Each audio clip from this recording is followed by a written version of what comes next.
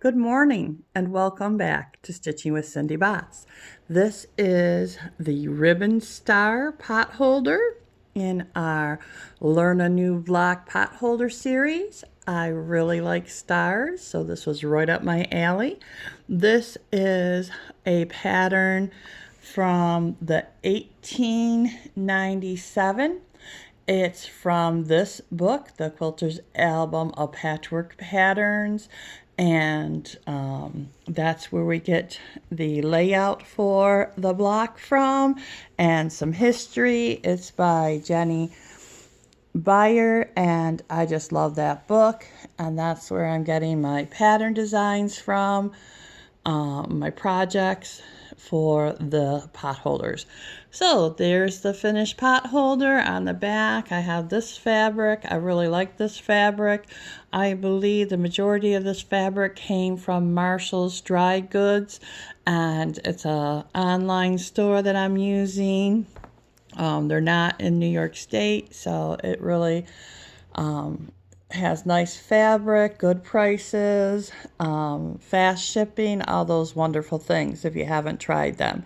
So again, this is the Ribbon Star, and we can go through and give you a little shot here at the dimensions and what we're going to be cutting. All right. So we'll be cutting from color A, which is the white, a 4.5-inch square. From color C, which is the green, we'll be cutting 4 of the 4 of the 2.5-inch squares. For color B, which is the blue, we're going to be cutting 8 2.5-inch squares. For color D, which is the brownie color, we're going to be cutting 4 of the 2.5 by 4.5-inch rectangles. And again, of the color D, which is this yellowy brown color, we're going to be cutting 4 of the 2.5-inch squares. So let's see how these things go together. So using the white for the center, the color A, this is a 4.5-inch square, and you simply lay on your square in each of the corners, draw a line from diagonal to from one corner to the other on the diagonal. Then you stitch on that line, and this just gets trimmed a 1/4 inch away from the seam.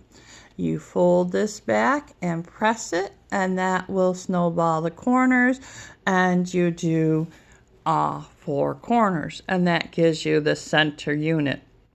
Now the other units are simply flying geese. You take your 2.5 by 4.5-inch rectangle, and again you do the same thing by placing the square on the one end, drawing your diagonal from corner to corner, trim and press back, and you do that on both sides, and then you get the flying geese unit. Then taking that flying geese unit, you're going to need 4 of these.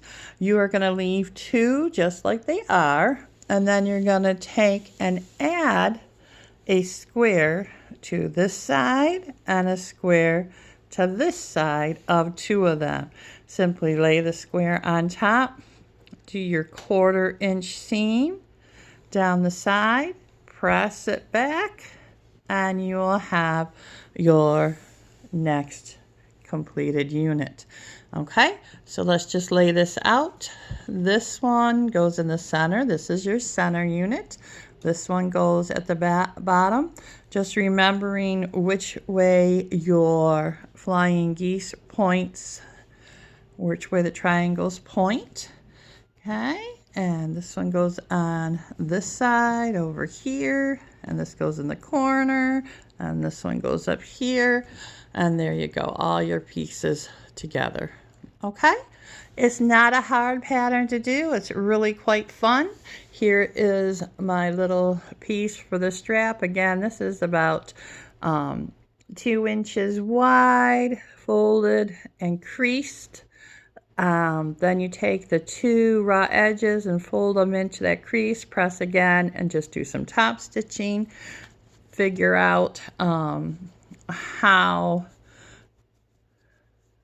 long you want that to be, and then just sew it on. Mindful not to sew it too close to the corner, or you're going to have a lot of bulk in your corner when you go to turn it.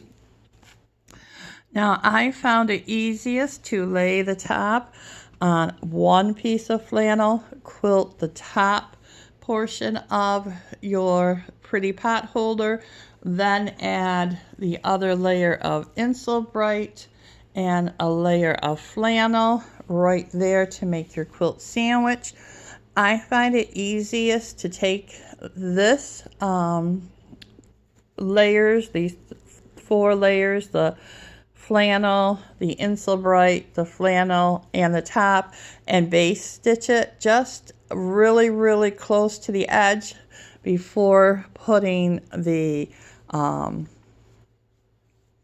back right sides together with the front. Just kind of holds everything in place. Otherwise, you're dealing with so many layers. Sew all 4 sides, leaving a nice center opening so you can pull the pot holder through, and then do the tuck in of that seam allowance that's open and top stitcher.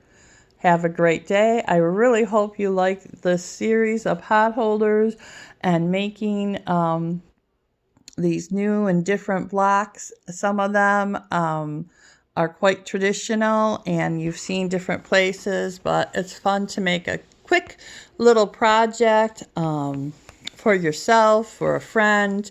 Have a stack of them in a drawer when somebody's birthday comes up, or those little thank you gifts and things that come along those needs throughout the year. You have a great day. I would like to hear comments. If you're following the series and making some of these, you could even show me some pictures.